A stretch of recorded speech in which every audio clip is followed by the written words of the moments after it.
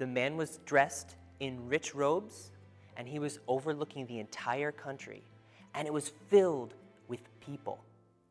All people from all kinds of places, and they all came because of him.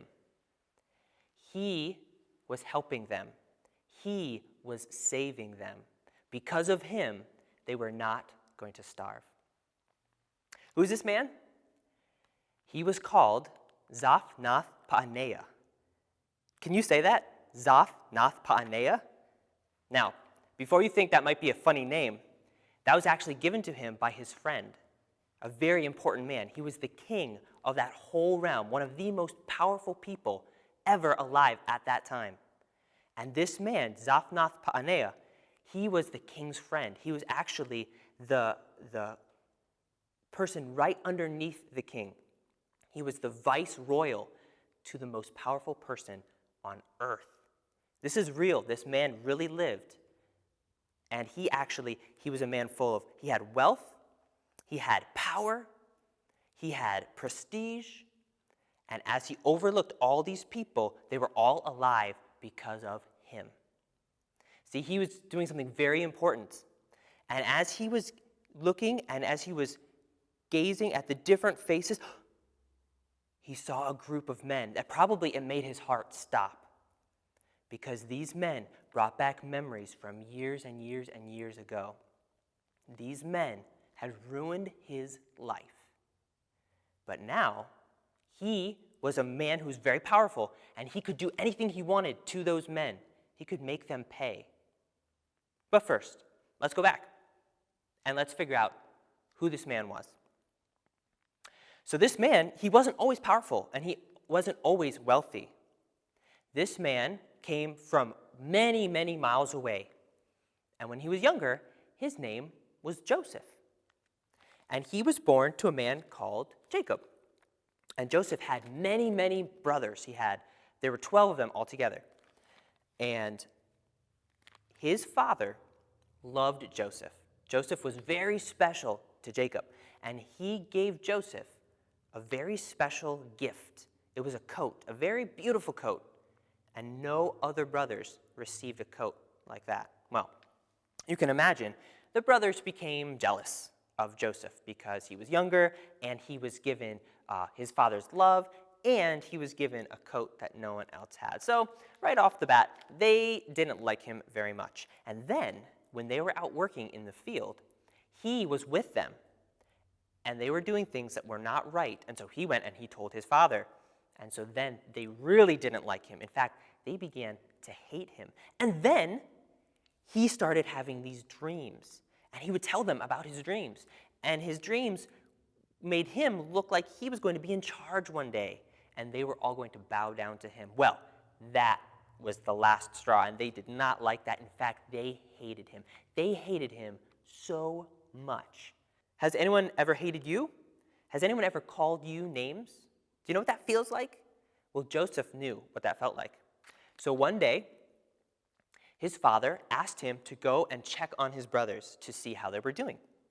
And so his brothers, they looked off into the distance and they saw him coming. And they said, "Look, it's the dreamer. What should we do to him?" And they had an evil idea. They said, "Oh, we could kill him. We hate him so much. We could kill him." Has anyone ever hated you so much that they wanted to kill you? I hope not. But these guys, they hated him so much that they wanted him dead. And they thought, we could kill him out here and no one would know.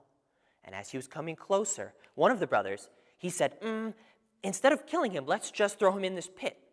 And that way he'll die, but then we won't have to kill him, because he had a plan to save him later. And so they decided, okay, we're going to throw him in this pit. So when he came closer, they grabbed him and they pulled that beautiful coat off of him and they threw him in this pit.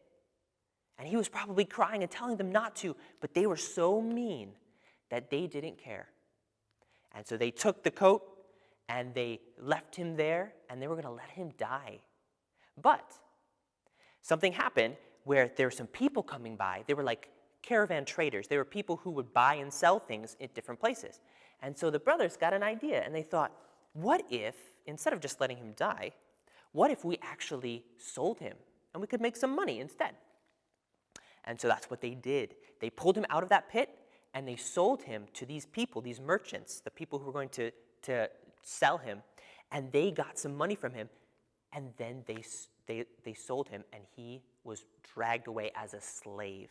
And he was pulled to this place called Egypt, and that's where he stayed. That's where he became a slave. And he didn't do anything wrong. He didn't deserve that, okay? But that's what happened to him. And so even while he was there, he realized that he could choose to hate his brothers like they hated him, or he could choose to forgive them. And that was his choice, and he had to choose what to do. Well, he worked as a slave in Egypt for years, and he actually prospered. He actually became good at his job, and he worked hard, and he actually became more and more important in the house. But then something terrible happened. His boss's wife lied about him and told his boss lies, such terrible lies that his boss actually sent him to prison. Can you believe that?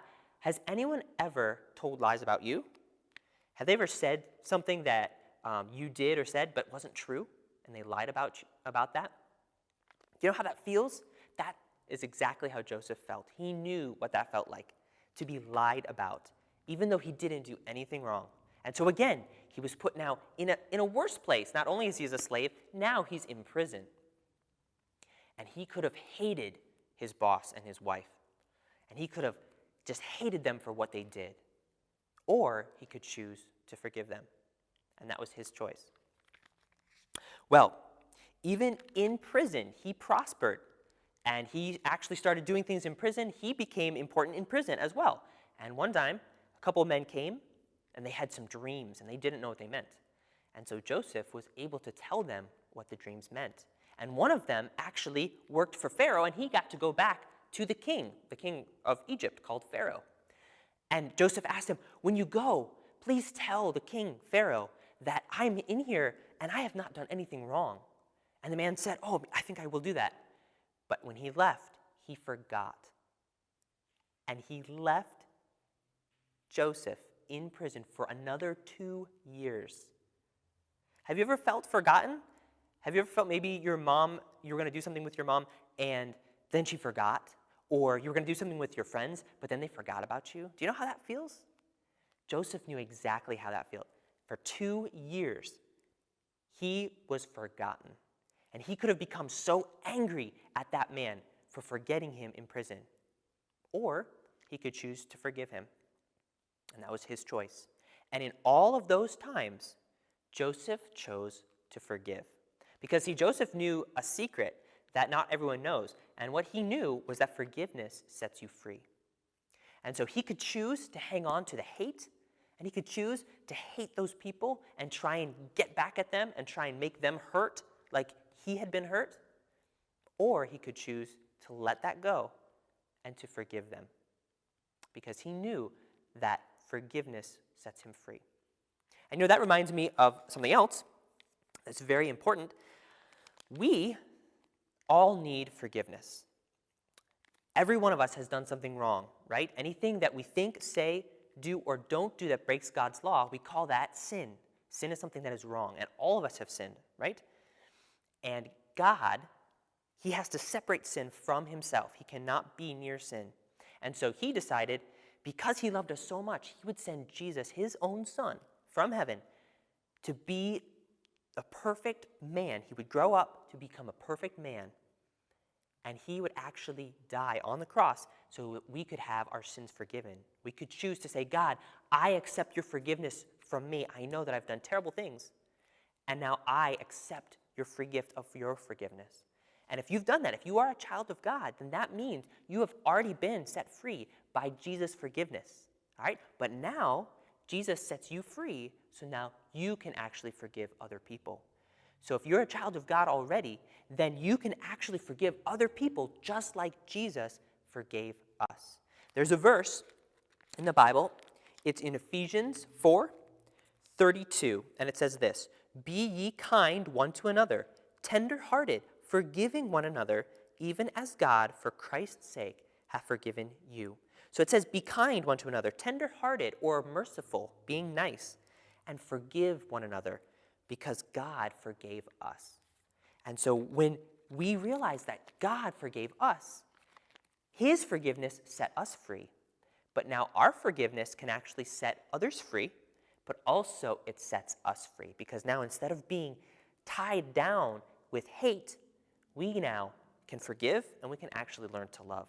So we know Joseph, he had a choice to forgive his brothers, to forgive his boss and his wife, to forgive that other servant. And he chose every time, he chose forgiveness because he knew that forgiveness sets you free. And so even though he was in prison, on the outside, on the inside, he was free because he was not hating anyone. He was choosing to forgive. Well, one day, probably a servant came to him and said, the Pharaoh needs you. He has asked you to come. And so get dressed, shave your beard, get new clothes, and get washed, and you need to go and see Pharaoh, the most powerful man on the world. And so he stood before Pharaoh, and Pharaoh told him, I've had this dream, and I don't know what it means. And so Pharaoh explained the dream, and he said, none of my other wise men can tell me what this dream means. And Joseph said, well, I believe that dreams come from God. God can tell us the meaning of the dream, so tell me the dream. So Pharaoh tells him the dream. And Joseph tells Pharaoh what the dream means. He says, in these next 7 years, we're going to have so much grain, and there's going to be so much rain, and so much green grass. There's going to be so much food. It's going to be so bountiful, so much. But in the next 7 years after that, it's going to be terrible drought, which means no rain, no water. Everything's going to dry up and die. And so he said, what you need to do, God is protecting you. He's telling you these things.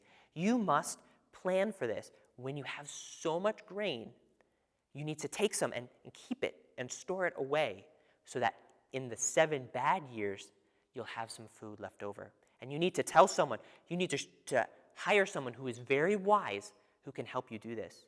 And Pharaoh, the king, he said, well, I don't think of anyone wiser than you.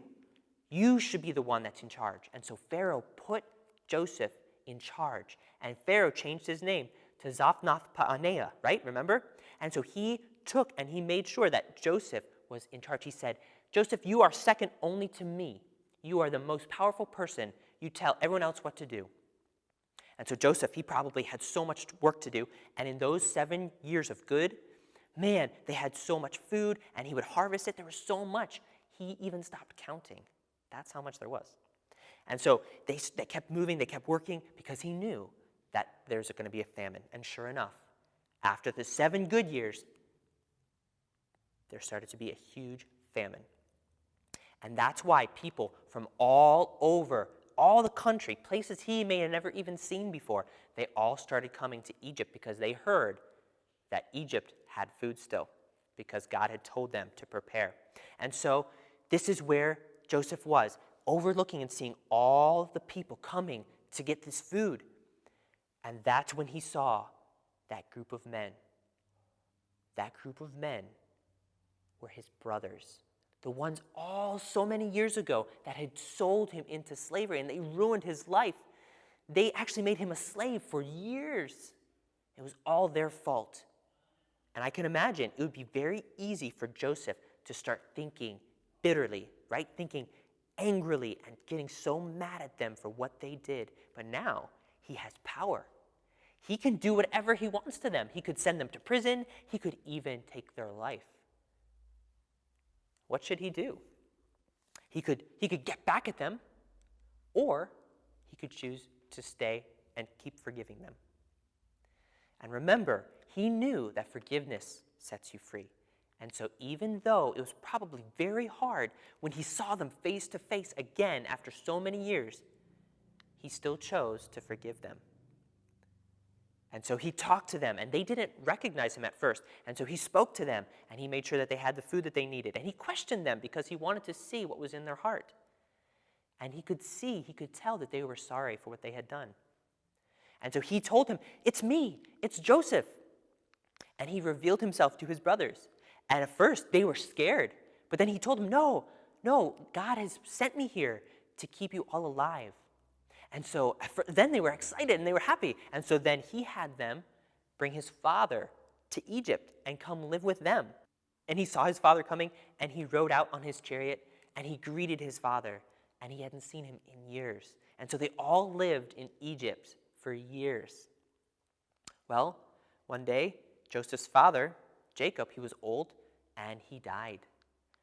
And after he died, the brothers were afraid again because they thought, I think Joseph is just being nice to us because our dad is still alive. But now that dad is dead, Joseph is going to be mean to us. He's going to get us back for all the bad things we did.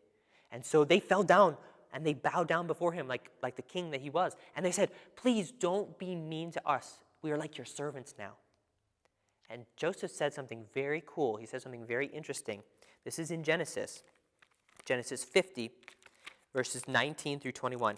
And Joseph said unto them, fear not, for am I in the place of God? But as for you, you thought evil against me, but God meant it unto good, to bring to pass, as it is this day, to save much people alive. Now therefore fear not, I will nourish you and your little ones. And he comforted them, and he spake kindly to them. So he said, even though you did this to be mean to me, I'm choosing to forgive you. And God actually made it work out so that it was a good thing. And so I'm not going to be mean to you. I'm going to speak kindly to you. I'm going to help you and your kids. And can you imagine what they must have felt like? They realized that forgiveness really does set you free because it set them free from the fear of what was going to happen. It set him free from the hate that he could have had. And so for you guys, maybe someone hates you or they say mean things to you. Maybe someone lied about you and told lies about you. Maybe someone forgot you and didn't include you. And those things can hurt us. But in all those things, we can choose to say, you know what? God has forgiven me, and so I can choose to forgive them. So how can we do that? How is a way that we can actually choose to forgive? Well, first thing, we have to ask God for help. We have to talk to him about it, okay? It doesn't say much in the Bible about Joseph talking to God, but we know he talked to God a lot because the only way we can forgive is by talking to God. And so probably all throughout his years in slavery and in prison, he was talking to God and asking him for a good heart, for the power to forgive, and the power to do the right thing anyway. And also then we can choose to be kind to the people that hurt us. And so even though, like Joseph, even though they have hurt us and done wrong, he chose to be kind to them. So we can ask God for help, and then we can choose to be kind. And so just like Joseph, even if someone is hurting us, we can actually choose, instead of being mean to them the way that they are to us, we can choose to just love them and forgive them. And that's what Jesus would do. Because Jesus has done that for us, we can choose to do that for other people because forgiveness really does set us free.